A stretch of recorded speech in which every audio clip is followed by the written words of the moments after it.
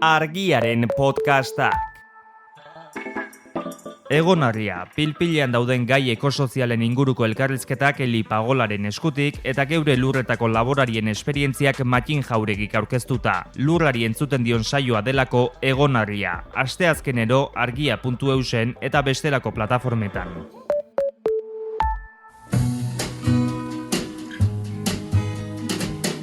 Don't know much about history. Don't know much biology. Don't know much Hau, oroimen histerikoa da. Historia diren istorioek txoratzen gaituztenon podcasta. but I do know that I love you.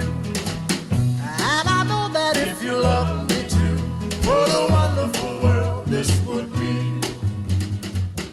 Don't know much about you. Apa, kaixo.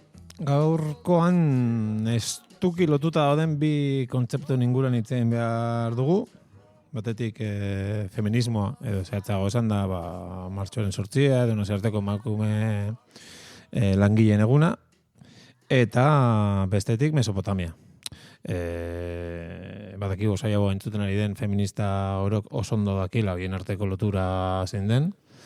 Eta Beharko luke. Bai. Eta ez badaki, kasualitatez, Mesopotamiaren inguruko txostena ez badu irakurri, pues hain nagorek, argituko dugu 20 minututan. Bai, ze emakumeen nazioarteko eguna edo emakumeen langileen egunaren historia ofiziala oso laburra da.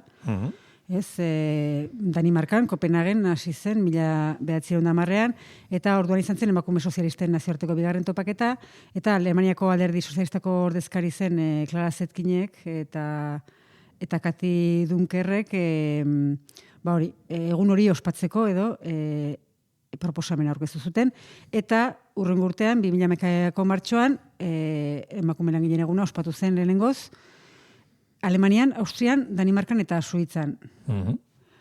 Hori ofizialki esan dugunez. Bai. Baina, 4.000 urte lehenago, Mesopotamian, emakume langileek eguna ez aste osoa jai izan zuten, bitan gutxienez dakigula. Osea, emakume langileen astebetea.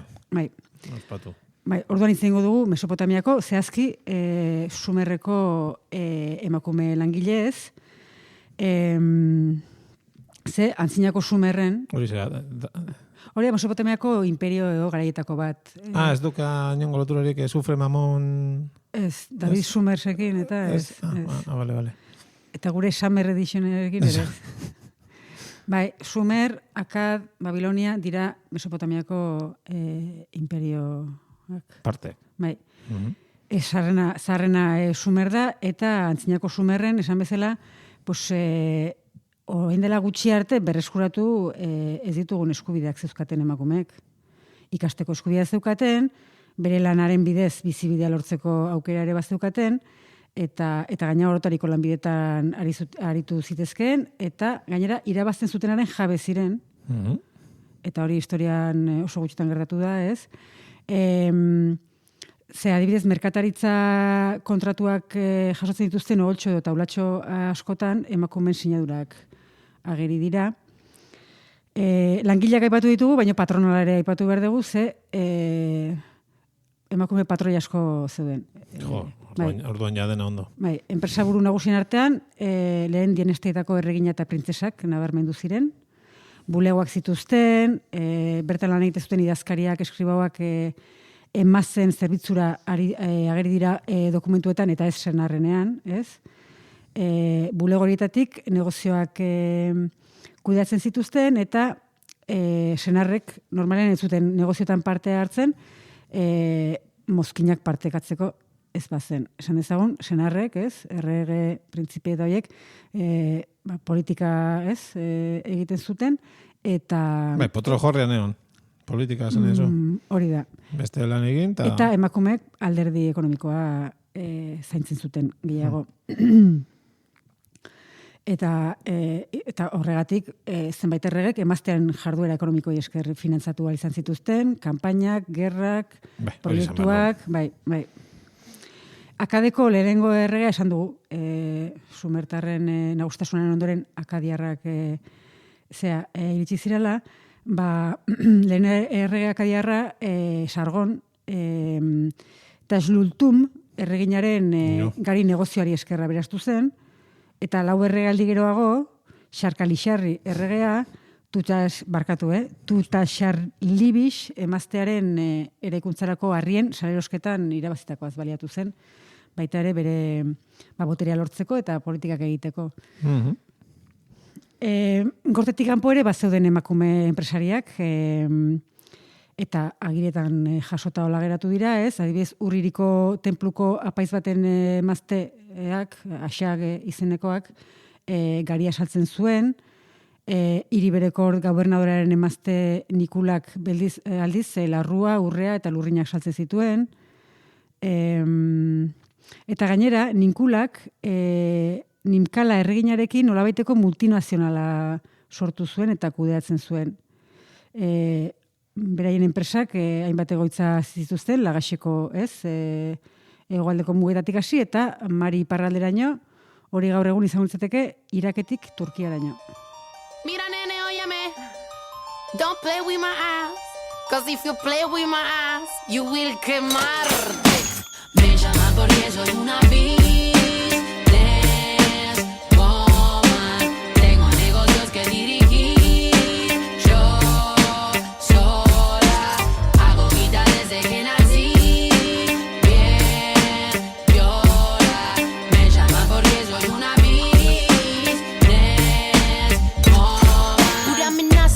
cómo se lo tira la nenaza. Todos los pibes se rajaron de la plaza. Flaco, borrate esa cara de caballito. Después probarme te quedaste derechito. Soy una nena mala, una droga asesina. Me brillan las telas. Ondo, emakume zen gizon, ikusi dugu, gizakia lanaren bitartez esplotatzeko gai eta eskubidea bera zutela. Hori da, bai, berdintasuna. Berdintasuna. Bai, orduan emakume esplotatzailea bat zeuden, baina esplotatuak ere bai, ez, langileak ere bat zeuden, eta emakume xen horien artean, ohikoak ziren, gerora, ez, luzaroan maskulinotzat jo izan diren lanbideak, zurgintza, eskulturak zizelkatzea, adibidez, tabernari, botikari, lurringile eta masajista gehienak emakumezkoak ziren, baina horrek ez zuen esan nahi gizonentzat galerazita zeudenik. Gero urre iriko, ez, edo urreko 3. dinastiako 3 emakumezko sendagileren izenak ere iritsi zaizkigu, Kubatum, Zamena eta Umeda, eskerrak izen erresa zituzten hauek, horrek ez du esan nahi 3 bakarri zeudenik, baizik eta hoien izenak jasota daudela, eta badakigula emakumeak zirela. Eta taula horietan aurkitutako datuen arabera, Urririan, 2. dinastian, 13.000 emakume langile zeuden. Eta hurrengo dinastian, aldiz, Lagaxen, ze hiriburua Lagaxera aldatu zen, 7.000 emakume. Hor jaitsi zen pizkat, Ez, portzentaiaz ez. Asko hil ziren. Urre hirian, askoz, urririak askoz populazioa handiagoa zeukan Lagaxek baino. Portzenta, urriria ere gure izango da, ez? Zorioneku bezala. Bai. Izen horrekin? Bueno, nik usten dut. Fuerte pentsalariek aztertu desatela. Bai. Seguro loturaren bat. Oso etimologo zaude azkenean lian, Kubatum ere oso guria izan deteke. Hasieran esan dugu, emakumeen eguna ez, emakumeen astea, ospatu edo. Hori festa. Ze eriotzarekin lotua dago. Kontua da, Hemen Linlila erregina eta enpresaburua hiltzenean, haren senarrak, Xulgi, erregeak, duela 4.000 urte inguru, izan zen hori, 7 eguneko atxedena agindu zuela, erresumako emakume langiletzat, eta dakigunez ere, beste erregina bat hiltzean, Eanixa izeneko erregina hiltzean ere, aste osoa jai hartu ari izan zuten emakumeek.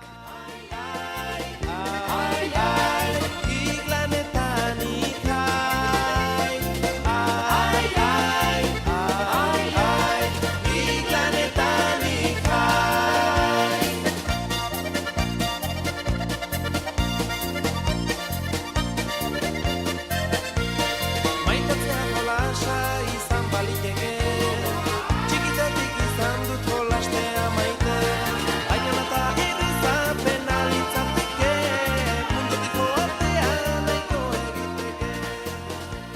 Jo, baseona sulgi arregea, subdito jopu maiteak, nire txurria hildenez, gintzen dizuet pizka triste egoteko, eta hortako, azte bete, etxean gehatu zaitezte, eta ez jugun lantokera. Hori da. Ez da gindik oso triste geratuko ziren, baina bueno.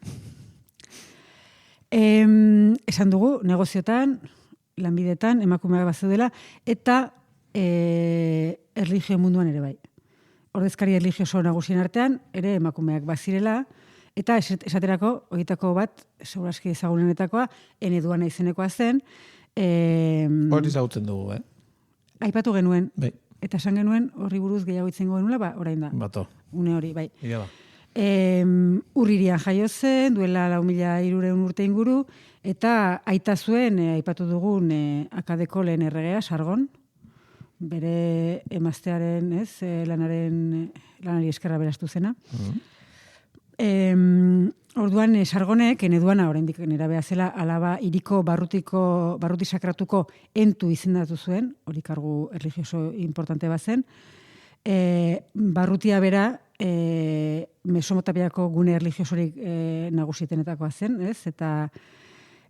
Eta azkenean jaso zuen kargu horrek, esan nahi zuen, printzesa Eneduana ningal jainkosaren berraragitze hilkorra zela. No. Bai. Hola, apal, emazioten ardura. Bai. Azken finean, Eneduana Mesopotamiako ordezkari erlijioso gorena izan zen, ja oso gazetatik. Bere doaien gatik. Bai, hori da. Eneduana emakume izatea etzen arazoa, eta zituen sumeriarrak, ez akadiarrak, ez inork eskatzen, ohikoa zen, jainkoek emakumezko ordezkariak izatea, eta gainera, burla eta iseka egiten zieten hori debekatzen zuten beste herriei. Bai. Ze pringaua bestea. Bai, katolizismoa ezagutu izan balute. Hoxe, milaka urte batzuk itxaron izan balute. Bai. Baina beste arazo batzuk zeuden. Batetik esan dugun bezala, printzesa nerabea zen, kargu hartu zuenean, eta igual ez erantzukizun handiegia zen, hain gazte izan da. Jainkosaren aitea... Baina sumeriarrak azkenean gogaitzen zituena edo, ez, gustatzen zaiena zen, printzesa akadiarra zela. Esan dugu, ez, akadiako lehen errege akadiarraren alaba zela. Eta akadiarrak eta sumertarrak, pues hor, ez, liskarrean eta gatazkan ibili ziren luzaroan. Gainera, orduantxe akadiarrek egualdeko sumeriarrak konkistatu berri zituzten, eta... Bizketa zerre zeuden. Ez ziren oso maitatuak, Eneduana eta bere familia. Normal. Imperioaren egoera oso ez egonkorra zen, eta Sargonaita hil ondoren, Rimus neba izenatu, bere neba izenatu zuten oinordeko, baina sumeriarrek Rimus hil zuten, handi gutxira, orduan beste neba bat hil zuten, ondoren estatu kolpe batean, Nanistuzu izenekoa, eta beste senitarteko bat, Eneduanaren iloba, Naram-Sin izenekoa, tronuan eserita gutxira, orduan ere sumeriarrak matxinatu egin ziren, eta imperioa urririburua murriztea lortu zuten, ez? Horre mugak estutzea lortu zuten. Bueno, azkenean, orduan, matxinatu ondoren, Naram-Sinek tronua galdu zuen, 5 urtez, eta Eneduanak ere bere kargu erlijiosoa galdu zuen. Noski. Orduan, 5 urteko gerra zibilo doltsua amaitzean, zinek irabazizun berriro, akadiarrek. Eta beraz, biek, bai bere hilobak eta bai Eneduanak, beren karguak berreskuratu zituzten. Bai, tartean milaka buru batzuk gorputzetatik bereizita, kargua berreskuratuta. Hori da, bai. Baina, bueno, gerra zibili bitartean, Eneduanak esan zuen zer egingo, poemak idazten hasiko naiz. Nork ez dure egin... Poema religiosoak. Gainera. Idatzi eta sinatu. Eta horregatik, historiako egile ezagun zaharrena antzinakoena da. Hau da, historiako bere lanak sinatu zituen historiako lehen idazlea. Ezingo ditugu hemen irakurria. Lehen idazle ezaguna. Ez lehen emakume idazle ezaguna, ez? Lehen idazlea. Lehena. Bai, lehena. Hankatarteari behitu gabe. Hori da. Bai. Esan dugu poema erlijiosoak idatzi zituela, eta horietako poema batzuk, zehazki tenploetako ereserkiak izeneko poema sortak, sumeriar religioa goiti bera aldatu zuen, eta ez sumeriar oinarri horri edo akadiar elementuak erantzi zizkion, eta azkenean, eneduana baino lehen, jainkoek naturako elementuak irudikatzen zituzten, ez? Pues, eguzkia, haizea, beste hainbat erlijioetan bezala. Baina honek aldatu zuen, hori. Bai, esan ezagun panteoia giza pasioz bete zuela, ez? Osea, gizakiak sartu zituen eta ez animalioak. Debozio berezia izan zuen Inanna edo Ishtar jainkosarekiko, adibidez, maitasunaren, sexuaren, ugalkortasunaren eta gerraren jainkosa zen, eta gizaki itxura zuen, Mesopotamiako jainko nagusietako izango zen handik aurrera Ishtar, ez dakit ezagutzen duzun, Ishtarreko atea oso ezaguna da. Atia. Bai, ate bat, zan Babilonia sarreran, zegoen ate bat, orain uste Berlingo museo batean. Ez esan. Ez dago erreplika. Bai, eta da, hola, azulejo urdinez eta lehoi doratu. Ez da hain dia. Ez da la kristone, bai. Hori da. Bueno, pues horrekin ere polemika dago. Bai. A ber, ituten... Bueno, ez dakit, bai. Hala ere, Ishtar hori jainko nagusia izatea, ulergarria da, arduren banaketan, berak gauzari guaponak aukeratu zituelako, Hori da, bai. Maitasuna sexua eta gerra, ze gehiago behar duzu. Violentzia sexua eta bestea. Bai, horregatik, historiako lehenengo idazlea izateaz gain, ez?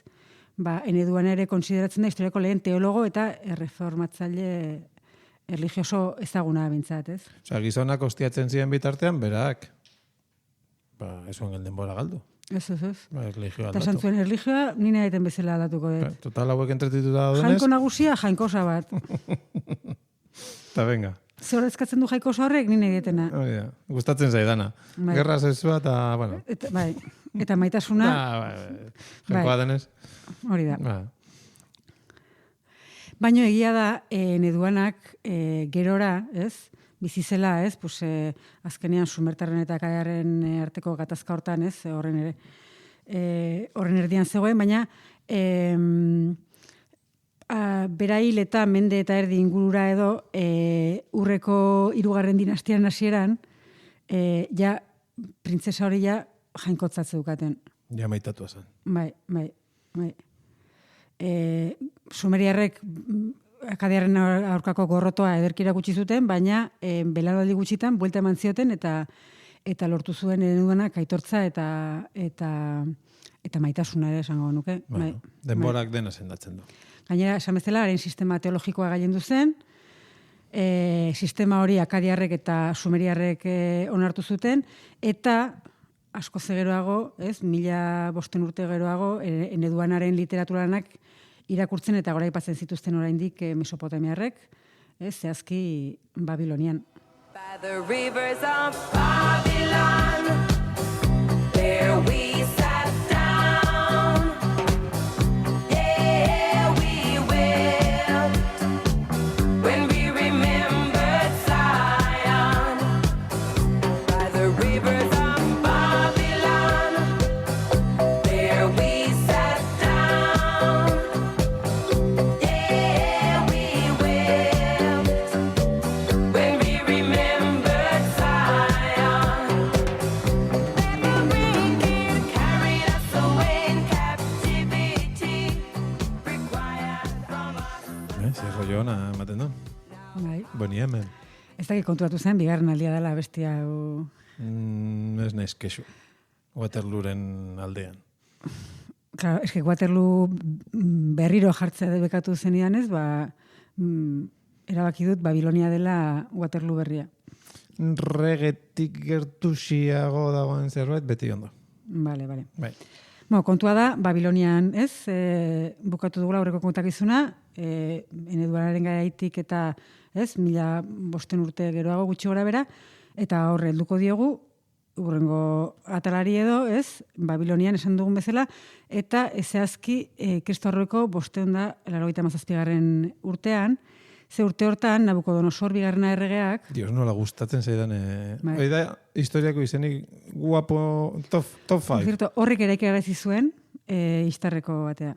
Beitu. O Istarren atea, esan beharko genuke, ez da toponimia izena da, bale. Bueno, kontua da, Nabucodonosor bigarrena erregeak bultzatuta, Judeako erresumako goi klaseko kide asko Babiloniara erbesteratu zirela, hau da, behartuta, bultzatuta jarri dut, baina behartuta. Eta handik 11 urtera, Kristaurreko 586an, Nabucodonosorrek Jerusalem hartu zuen, Istarren atea hori oroitzeko eraiki omen zuen, orain ere zalantzak daude, bersio horri buruz, baina bueno. Eta orduan deportazioaren bigarren fasea hasi zen askoz masiboagoa eta milaka judutar eraman zituzten behartuta Babiloniara. Bai. Judutarrek Mesopotamia ere ezagutzen duzuten lehenago, ez Abramen garaitik, baina erbestaldi horretan sakonago ezagutu zuten, besteak beste Sumertarren garaian eta jututako eta gero eneduanak moldatutako erlijioa. Egia esan dugu eneduanak gauza asko aldatu zituela, baina gauza bat zuen aldatu, eta zan gizakien, gizon emakumeen kreazioa. Oain ikusiko dugu zergatik. Osa, gure sorreraren teoria. Bai. Horri iztun ikutu. Hori zuen ikutu ez. Ondoriutu zitaian. Sumertarren mitologian esaten zena, bai, onartu zuen. Eta horregatik iritsi zaien ere Babiloniara errestaratutako judutarrei. Kontua da, Sumertarren mitologian izeneko figurak zeudela. Gure munduaren oreka zaintzea arduratzen ziren jainkoen kreazioak ziren. Meak. Bai. Me horiek hainbat arte, lanbide eta gaitasun barne hartzen zituzten, eta me horietako bat zen Ti. Izenetan ez zuten... Ez. Kao, dena hori, gero, kuniformen idatzi behar baldin bat zenuen. Hori regia da. Bitu ze... Bazen hizkuntza simple bat, zeia idazkera neko komplikatua daukagu. Egipto horra bezala. Ra. Miau. No, azan miu. Katua. Katua. Eta zetezu, katu bat marraztu. Nahi ba, bikain. Bai. Esan dezu, gaitasun horietako bat, ez, Ti zen, eta hizkuntza gehienetan bezala, Sumertarren hizkuntzan ere polisemia bazen, eta Ti hitza horren adibide bada. Bizitza emateko boterea esan nahi du, baina saietxa ere esan nahi du. Ere bai. Bai. Badakit gutxo ere non dizua zen. Eta ustutan baiera polite izango dela. Bai. Bueno, ez dakigu egia esan berdin esaten ziren edo ez, baina idazketako inofermoan behintzat zeinu berdinen bidez idazten ziren bihitzak. Eta esan bezala, Babiloniako egonaldi behartu hartan, judutarrek Mesopotamiako erlijioa hobeto ezagutzeko aukera izan zuten, eta juduak, kristauak eta beste askok, romatarra bezala, Sumertarren hainbat mito hartu zituzten, beranatu zituzten, eta judaismoan txertatu zituzten. Bai. Osea, kopiaren kopia... Eta gero handik, Bibliara pasa ziren, jakina. Bikain. Osea, sakratua diren hitzak, jantziak zarako merkealdietan bezala okeatzen dira. Bai, joven liburuak, Pentateukoak, Salomonen kantuen kantak hor dute jatorria, Sumertarren mitologian. Eta akadeko sargona aipatu dugu, behin gehiagotan, Moisesen antza handia dauka. Bai. Susmagarriki handia. Bai. Esan bezala, gizakeren kreazioa ez da orain itzin berdeguna, ez? Eta hortik ere, hori ere, hortik hartu zuten, Sumertarren Mesopotamiarren mitologiatik. Sumertarren arabera, enki jainkoak, gizonak eta emakumeak batera sortu zituen, baldintza berdinetan, berdin, eneduanak hori ez ikutzea logikoa iruditzen zait. Bai, bueno. Azkenean tokatzen zaionez. Hori da, bai. Eta hori nola hartu zen Tiaren bidez. Hau da, bizitza emateko boterearen bidez. Bai. Ez, sortu zituen. Zentzua daka. Gizon emakumeak. Baina judutarrek saietx moduan itzuli zuten Ti. Bikain. Bai. Kontestuagatik eta ez zuten harrapatu, esatzuten, kreazioa, jainkoak, ez? hau izan daiteke bizitza emateko boterea edo saietxa. Ba, saietxa, Zai eski bat, Bai. faltzeko. hori da. Orduan, jainkoak lehenik gizona, Adam, sortu zuen, eta ondoren, haren saietxetik sortu zen lehen emakumea Eva, Askoz zentzuzkoagoa. hori da, hori da. Y Dios vio que el hombre estaba solo, mirando a ningún lado. Y lo durmió en un sueño muy profundo. Nació el amor de su costado. Y qué maravilla, en una costilla, miren lo que apareció. La mujer de mi vida, dulce y sencilla, imagen del amor de Dios. Y qué maravilla, de una costilla, ¿cómo pudo suceder? Ze marabilli. Bai, bai, bai. Ondarron dioten bezala. Wow. Baina, Bai. bueno, parra iten dugu, baina kanta hau oso beridikoa da juduen tiaren arabera. Bai, bai, bai. A ber, hainbat edituk zalantzan jartzen du itzulpen akatsuta izan ote zen, ura.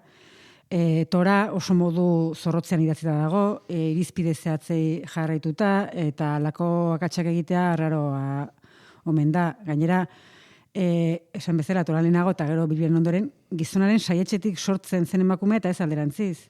Esan nahi dut, observazio pixka bat eginda, hau da, naturari begira, ugaztunei begira, logikoago alizateke alderantziz izatea, ez? Urte gutxi izan dut agian akatzaz jabetzeko.